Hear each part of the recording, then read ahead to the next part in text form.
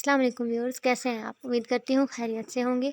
ENG 201 के lecture series का 40वां lecture है, जिसमें हम कुछ मैकेनिक्स पढ़ेंगे। यानी कि हम वो सारी चीज़ें पढ़ने की कोशिश कर रहे हैं। हम पिछले कुछ लेक्चर से ये देख रहे हैं कि हम अपनी कॉमन राइटिंग में जो मिस्टेक्स हैं उन्हें किस तरह से दूर कर सकते हैं। ठीक है, तो आज हम कुछ मैकेनिक्स यानी कुछ ऐसी छोटी छोटी चीज़ें पढ़ेंगे जिसे नॉर्मली हम इग्नोर कर जाते हैं और उसकी वजह से हमारी गलतियाँ होती हैं।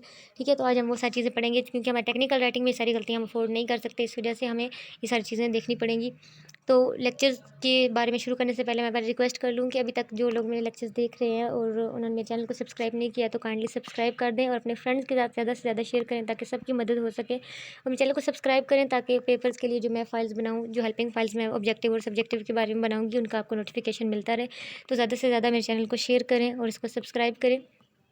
तो चलते हैं अपने आज के लेसन की तरफ। तो कैपिटलाइजेशन यानी कि फर्स्ट लेटर को कैपिटलाइज कर देना। ठीक है, तो सब फर्स्ट लेटर जो सेंटेंस का फर्स्ट वर्ड होता है उसको कैपिटलाइज किया जा सकता है। उसके अलावा आपने जो है कुछ प्रॉपर नेम्स यूज़ किए हैं। अगर आपने कुछ पर्टिकुलर पर्सन का, किसी ऑब्जेक्ट का, किसी प्लेस का, प्रोजेक्ट का, इंस्टीट्यूशन का, रिवर का, कुछ कल्चर का कोई ऐसा नाम अपने जॉब टाइटल यूज़ किया तो आप उनको क्या कर सकते हैं, कैपिटलाइज कर सकते हैं। उसके अलावा किसी बुक का नाम है, किसी पब्लिश्ड या अनपब्लिश्ड रिपोर्ट का नाम है, किसी आर्टिकल का नाम है, डॉक्यूमेंट सेक्शन का नाम है, तो इन सबको आप जो है वो कैपिटलाइज़ किया जा सकता है। उसके अलावा कैपिटलाइज़ करने के जो है वो मल्टीपल वर्ड टाइटल्स या प्रॉपर नेम्स को जो है वो उनके कुछ रूल्स यहाँ पे बताया गया है कि अगर आप कोई डॉक्यूमेंटेशन स्टाइल अगर तो आप फॉलो कर रहे हैं फिर तो वही बात है कि आप जिस ऑर्गेनाइजेशन का लिख रहे हैं उसके रूल्स के हिसाब से अगर लिख रहे हैं तो फिर तो आपने वही यूज़ करना है। वहाँ पे जितनी कैपिटलाइजेशन की आपको इजाज़त है वो आप यूज़ करेंगे। अदरवाइज़ अगर आप नॉर्मली स्पेसिफाइज तरीके से यूज़ कर रहे हैं, ठीक है, तो फिर आपके लिए इसके लिए मेजर रूल ये है कि आपके टाइटल्स और प्रॉपर नाउन्स जो हैं उनको कैपिटल करना है आपने। ठीक है, उनको जो है वो आप कर सकते हैं। उसके अलावा जनरल गाइडलाइंस या साइंटिफिक टर्म्स के बारे में, साइंटिफिक टर्म्स में जितनी भी आपके गैलेक्सीज़ का नाम, स्टार्स, प्लैनेट्स वगैरह या सैटेलाइट्स, एस्टेरॉइड्स वगैरह इन सब के नाम को कैपिटलाइज़ किया जाता है। ठीक है, लेकिन वो कह रहे हैं कि अगर आपने किसी एक को एम्फेसाइज़ करना हो दूसरे की निस्बत तो फिर आपने जिसको एम्फेसाइज़ करना है उसको कैपिटलाइज़ कर देंगे और दूसरे को नहीं करेंगे। यहाँ पे उन्होंने मिसाल दी है, the sun is an ordinary star, Venus and earth differ significantly in the composition of their atmosphere. यहाँ पे इन्होंने वीनस और अर्थ को क्योंकि एम्फेसाइज़ करना था, उस पे जोर देना था, इन्होंने सन को जो है वो कैपिटलाइज़ नहीं किया और वीनस और अर्थ को कैपिटलाइज़ कर दिया। आ गया इटैलिक यानी कि आप वर्ड को तिरछा करके यूज़ करना, जिस तरह यहाँ पे इन्होंने नीचे इटैलिक राइटिंग में लिखा हुआ है कि अगर आपने किसी चीज़ को हाईलाइट करना हो, ठीक है, तो आपने किसी बुक का, जनरल का नाम है, न्यूज़पेपर का, मैनुअल का नाम है, तो उसको अगर आपने हाईलाइट करना है तो उसके लिए आप क्या कर दोगे, उसे जो है वो इटैलिक में लिख दोगे, इटैलिक राइटिंग में लिख दोगे। फिर उसके बाद फॉरेन वर्ड्स हैं, यानी कि बाहर का कोई वर्ड्स है, किसी का नाम है, किसी की बुक का नाम है, फॉरेन वर्ड्स हैं वो प्रोफेशनल जो है वो ऑफिसर राइटिंग में ऐसी चीज़ हैं तो आप उसको भी क्या है इटैलिक में कर दोगे तो वो जो है वो हाईलाइट हो जाएगी। उसके अलावा आप जो है वो किसी चीज़ को एम्फेसाइज़ करना हो तो अगर किसी चीज़ को एम्फेसाइज़ करना है आपने तो उसको इटैलिक में कर दो। आप कोई परसेंटेज आपने लिखी है, कोई वर्ड लिखा है, किसी का नाम लिखा है, कुछ भी आपने लिखा है जिसको आप एम्फेसाइज़ करना चाहते हो, कोई मॉडल यूज़ किया है, किसी मैन्युफैक्चरर का नाम, किसी मॉडल का नाम लिखा है आपने, तो आप उसे क्या करोगे इटैलिक में कर दोगे तो वो एम्फेसाइज़ हो जाएगा उस पर। अगली चीज़ है एब्रीविएशन। एब्रीविएशन जो है अगर तो आप कोई फॉलो कर रहे हैं, वही बात कि अगर आप कोई स्पेसिफिक स्टाइल या कोई स्पेसिफिक किसी ऑर्गेनाइजेशन का रूल आप फॉलो कर रहे हैं फिर तो आप वैसा ही लिखेंगे। अदरवाइज़ जो है आप जो है वो एब्रीविएशंस यूज़ की जा सकती हैं, यानी कि शॉर्ट फॉर्म वर्ड्स की। इससे ये होता है कि आप साइंटिफिक और टेक्निकल राइटिंग में ये अक्सर यूज़ होते हैं कि अननेसेसरी एब्रीविएट वर्ड जो है वो इसमें जो है वो नहीं यूज़ होते, रीडर कन्फ्यूज़ नहीं होता आपका।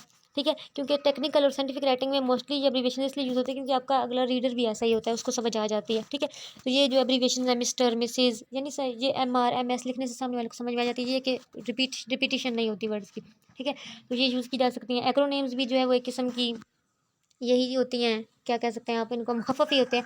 ठीक है, यानी कि बहुत लंबा किसी चीज़ का नाम है तो उनके फर्स्ट वर्ड्स को मिला के एक्रोनिम बना दिया जाता है। ठीक है, तो ये भी यूज़ किए जा सकते हैं, लेकिन वही बात कि अगर आप कोई फॉलो कर रहे हैं स्टाइल गाइड तो फिर तो वही बात है, लेकिन अदरवाइज़ आप ये फॉलो कर सकते हैं। इससे भी यह होता है कि अवॉइड करते हैं आप, रिपीटिशन नहीं होती फ्रेजेज़ की, बार-बार इतना लंबा नाम लेना, इतना लंबा नाम लेना, सामने वाला बोर भी हो जाता है। ठीक है, उसके अलावा आपकी स्पेस भी बच जाती है, तो आप जो है इस तरीके से नामों को लिख सकते हैं कि फर्स्ट लेटर उनका इकट्ठे करके उनको इकट्ठा करके एक जो है वो बना लिया जाए। उसके अलावा नंबरिंग है कि अगर आप जो है स्पेसिफिक स्टाइल जो है वो नहीं यूज़ कर रहे, एक तो होता है ना स्पेसिफिक स्टाइल, आपको बताया गया कि आपने हमेशा जो है वो कार्डिनल वर्डिंग यूज़ करनी है, यानी 1 2 3 इस तरह यूज़ करनी है। तो अदरवाइज़ अगर नहीं है इस तरह तो आप दोनों तरीके से यूज़ कर सकते हो, 1 2 3 भी और फर्स्ट सेकंड थर्ड भी, इस तरीके से भी आप यूज़ कर सकते हो। ठीक है, कार्डिनल भी और ऑर्डिनल भी यूज़ किए जा सकते हैं। फिर उसके बाद ब्रिटिश और अमेरिकन फॉर्मेशन ऑफ नंबर्स, यानी दो तरीके से जो है वो लफ्ज़ों की जो है स्पेल आउट भी होते हैं और उनकी प्रोनाउंसिएशन भी होती है। ठीक है, तो अगर आप जो है वो एक तो होता है ना कि आपको फिक्स किया गया, बताया गया कि आपने ब्रिटिश ही यूज़ करनी है, फिर तो आप ब्रिटिश ही यूज़ करोगे। लेकिन अगर आप जो है बताया गया कि ये कोई नहीं यूज़ करना, आप अपनी मर्ज़ी से, तो फिर आप दोनों तरीकों से यूज़ कर सकते हो। यहाँ पे इन्होंने इन्फॉर्मेशन करके बताई हुई है। ठीक है, फिर उसके बाद है कि उम, हाँ जी, नंबरेशन नंबरेशन कि जब आपने कोई डॉक्यूमेंट लिखा है या कोई आपने बुक लिखी है तो आप उसको उसके जब चैप्टर्स बनाते हो, सेक्शंस बनाते हो, पेज नंबर, फिगर्स या टेबल्स के लिहाज से जब उनको आप क्लासीफाई करते हो तो नंबरेशन देते हो। ठीक है, आपने पेजेस वगैरह यानी कि चैप्टर सेक्शन बना दिया है तो उनको चैप्टर्स बनाया तो उनको आप नंबरिंग दे दोगे। उसके बाद आपने पेजिनेशन की है यानी कि आपके 10-15 पेजेज़ हैं या 50 पेजेज़ की एक बुक है तो आप उसको नंबरिंग दे दोगे। ठीक है, पेज नंबर लिख के दे दोगे। ठीक है, पेज नंबर 2 तरीके से दिए जा सकते हैं, एक तो ये पेज नंबर 1 इस तरह लिखा है या फिर आप रोमन में 1, 2, 3 सो ऑन इस तरह लिखा जा सकता है। फिर उसके बाद टेबल्स एंड फिगर्स, आपने कोई टेबल्स या फिगर्स बनाए हैं तो आप उनको सीक्वेंशली टेबल 1, टेबल 2, टेबल 3 इस तरह भी कर सकते हो, या फिर आपने चैप्टर 5 है, चैप्टर 5 के अंदर टेबल है तो उसको 5.1 करके इस तरीके से भी जो है वो उसको आप जो है वो नंबरिंग दे सकते हो। उसके अलावा सिंबल्स यूज़ किए जाते हैं, यानी फिजिक्स हो, मैथमेटिक्स हो, इंजीनियरिंग हो, केमिस्ट्री, हर जो फील्ड है, हर डिसिप्लिन है उसकी अपने कुछ जो है वो प्रिसाइज सिस्टम होती है, कुछ क्वांटिटीज़ होती हैं, कुछ उसके सिंबल्स होते हैं, तो आपको रेलिवेंट वही जो सिंबल्स हैं वो यूज़ करने हैं अपने डॉक्यूमेंट में। उसके अलावा कुछ इक्वेशंस होती हैं, कुछ स्पेसिफिक इक्वेशंस होती हैं, उनके स्टाइल गाइड्स होते हैं। ठीक है, तो आपको वो इक्वेशंस भी यूज़ करनी चाहिए।